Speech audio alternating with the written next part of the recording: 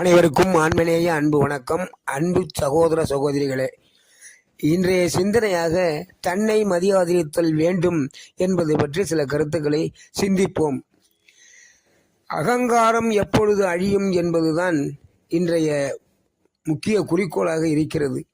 இந்த அகங்காரம் எப்பொழுதும் உயிரை பற்றி கொண்டே இருக்கும். இது உடனிருந்தே கொள்ளும் ஒரு வியாதி. இதனை நாம் ஒதுக்கி வைத்தே பழக வேண்டும். தீயார் நட்பு கேடாய் முடியும் என்பார்களே, இதிலிருந்து ஒதுங்கி இருப்பதற்கு வள்ளற்பெருமான் கூறும் ஒரு உபாயம் என்னவென்றால், தன்னை மதியாதிருத்தல் வேண்டும் என்பதுதான்.